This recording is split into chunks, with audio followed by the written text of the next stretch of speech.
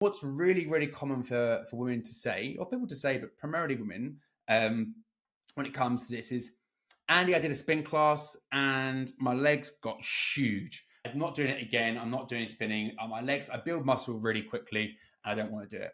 That is very much a response to the sarcoplasmic hypertrophy. That's not going to be myofibril. You're not building any muscle. You're just forcing a lot of plasma.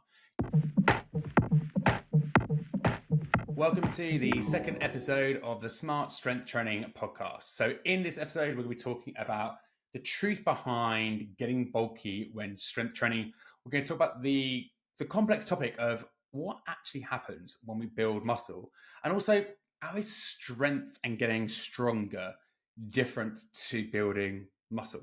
So let's dive straight in. This idea of bulking up, because it's a question that dominates certainly my world. A lot of women want to know, how do I train to get stronger but not get bulky? And it's really, really important when we go through this podcast to explain the complexities to adding muscle and why it's probably not that possible to add a significant amount of muscle without really A, knowing what you're doing, and B, having a lot of things in place. So let's just discuss a few different types of the way, or the two main types of the way that tissue, muscular tissue, can increase in cross-sectional size. So if you think of a muscle, and when you think of the word bulky, you don't want it to get excessively larger. There's two types of hypertrophy. Hypertrophy is just this increasing in cross-sectional size of tissues in the body. So within a muscle fiber, we have a myofibril hypertrophy. And that basically means the body is laying down new contractile components of the muscle fiber. But then we also have something called sarcoplasmic hypertrophy. And that is plasma and fluid storage in the muscle. Appreciating that when we train, we put forces through our muscle, and our muscle temporarily has damage that occurs to it, which brings with it some localized swelling. As you would expect, if you were to damage any joint muscle in the body, there is inflammation, localized swelling, as nutrients, fluid comes to the muscle or to that area to repair the tissue. We also get more glycogen stored in the muscles. So by glycogen, I'm sugar, because when you're strength training or doing any form of training that's short in duration, you're primarily using glycogen, sugar, as a fuel source. So the more you put workload through your muscle, the more the body knows that it needs to fuel up ready for the response of that training. So we store more glycogen in the muscle. And for every glycogen molecule that we store 3 hydrogen molecules as well. So we've got localized swelling, we've got an increase in glycogen storage, and an increase in water stored in the muscle that make up this sarcoplasmic hypertrophy. And why that's super important to recognize is that myofibril hypertrophy, laying down of new muscle fiber, takes a long, long time. Sarcoplasmic hypertrophy is this sort of like ebb and flow. Some people love it because guys, when they train, they chase the pump and they want to get their chest massive and their delts massive. So they walk out the gym, they feel awesome. And then they get really, really depressed at like 24 hours later, that plasma starts to reduce. But what happens if you train most days, 3 times per week, 4 times per week, let's say? It takes 24, 40, up to 72 hours for a recovery to completely occur. So if you train 4 times per week, you're either putting damage into your body to create some sarcoplasmic hypertrophy, or you are recovering from that. And you never really get a chance for your body to sort of settle back down. And what's really, really common for women to say, or people to say, but primarily women, when it comes to this is, Andy, I did a spin class and my legs got huge. I'm not doing it again. I'm not doing spinning. My legs, I build muscle really quickly and I don't want to do it. That is very much a response to the sarcoplasmic hypertrophy. That's not going to be myofibril. You're not building any muscle. You're just forcing a lot of plasma into the tissue. And it's really important to recognize that when it comes to strength training or trying to train to build muscle, there is this real long game that you have to play. that you can't get too over reactive to that ebb and flow of sarcoplasmic hypertrophy. And when you're in it for the long run, you'll notice your body swell up, drop down. Obviously, the menstrual cycle runs alongside it for women as well. So there's more things playing on fluid in the body. So I totally appreciate why women would become more susceptible to it feeling like it's frustrating, which is why it's important to understand the science and understand that myofibril hypertrophy takes a lot of time, and you've got to have a lot of things in place to build a significant amount of muscle. And when we think about bulking up, we're talking about, when you're looking at people online, we're talking about frames, human beings that have got a substantial amount of muscle. And on social media, there are lots of people that look like they've got a lot of muscle. But when I walk out into the street, that is not what I'm seeing. I'm seeing a population of people that are getting more frail, weaker, and less able to manage force, the world that life sort of puts at them. We get more breaks, more slips. People need to have more muscle, not stress out about getting too bulky, because it's such a slow process to do. So let's talk about what actually has to happen to lay down more muscle fiber. So we need a stimulus. The stimulus is training. It's important to recognize that there are still some gaps in our knowledge in fully understanding what it takes to build muscle. We've got these two ideas. We've got mechanical tension and we've got metabolic stress. And training places these two elements onto the body. But we know that the stimulus creates mechanical tension and metabolic stress. And when that stimulus is increased week on week, month on month, year on year, the body is able to adapt to that stimulus.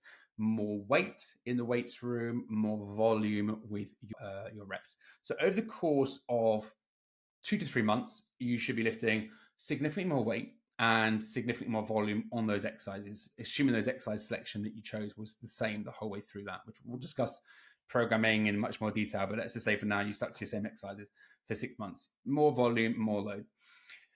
By layering those stimuluses on the body, the brain has to adapt. And what it has to do is become more efficient at managing that bout of training. You'll probably recognize when you first start training or doing exercise, you get very, very sore.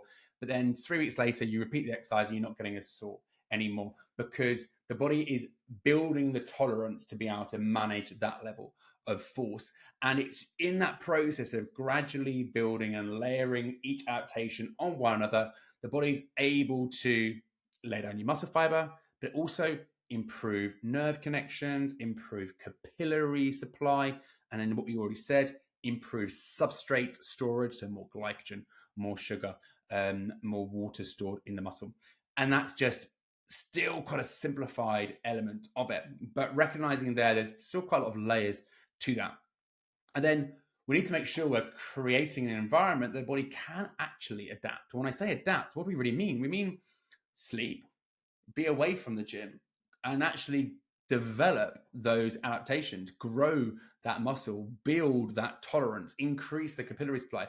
That happens during the hours of rest, sleep, and outside of the gym. So all the things that we want from training really occur during our time out of the gym, which is why rest and recovery is so important. And we'll discuss that in more detail. So we have this layered progression and layered stimulus in training.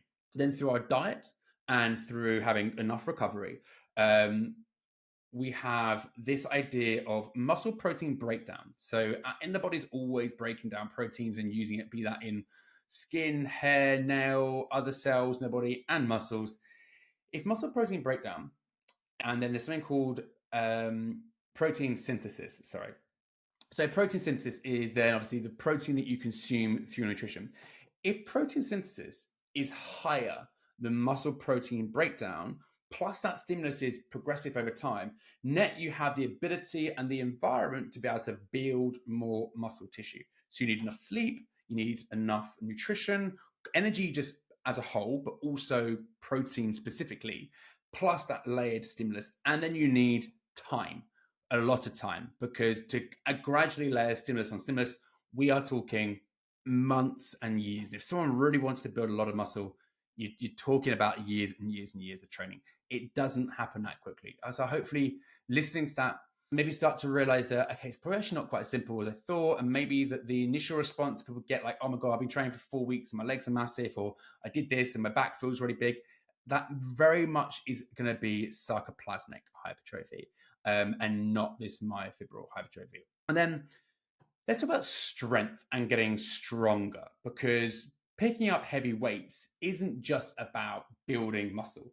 I think when we look at women and men on social media picking up very, very heavy weights, we assume, wow, big weight, that's what causes that person to be that sort of size. But actually, the ability to produce a lot of force, aka be strong, is very much down to your brain. It is a neural response. Your brain is recruiting all those muscle fibers, stimulating through the nervous system to fire up as much muscle as possible to get that weight lifted. Now, of course, logically, the more muscle fiber someone has, the more potential they have to be stronger. But the actual ability to produce force is very much this neural adaptation. Whereas building muscle is slightly different from a training standpoint, because what we're trying to do when it comes to strength training, we just want to pick up as much weight as possible. Whereas when we're trying to train to build muscle, we want to take the contractile components of the muscle to the point of overload by doing particular movement patterns. Whereas in strength training, we can kind of pause at the top and we can maybe not have great technique because all we want to do is manage that extra load to get that huge neural, that huge brain drive. In strength training, we need to make sure the muscle stays constantly engaged in the movement. We want to make sure that it's the contractile components of the muscle fiber that really break down and are overloaded, and the stimulus is going very much into the muscle. So things like locking out your joint, whether you get like a resting position, pausing at the top, all those sorts of things aren't always great when we're trying to just build muscle. So there is a difference between getting stronger and training to get stronger versus getting stronger and training to build muscle. So again, going back to this idea of it's not that easy to build muscle. It's not simply you walk into the gym and you pick up heavy weights. And just to wrap up and to finish up, because this actually was prompted by a question, which was, what would I do to train to not build muscle? Which is a question I don't always like to answer, but I do just want to touch on it. And this might be quite a shocking thing to say. We had this conversation earlier, I mentioned earlier, mechanical tension and metabolic stress. If I was to train and not create a huge amount of mechanical tension and metabolic stress, that'd be a really great way to not build muscle. And a great way to do that is to lift very heavy. 1 to say 4 reps, because the volume of work you're doing is so low, there's not enough accumulative mechanical tension to really drive a stimulus for hypertrophy. So this idea that we should be doing high volume 12 reps and that's how to not bulk up is really against the science. The science actually would say lift heavy 1 to 5. Now, obviously a massive caveat to that, if you're lifting heavy 1 to 5, you need a high level of skill. I'm not suggesting a newbie walking into the gym starts doing that, but it's just a great example of how poorly informed people are in this industry.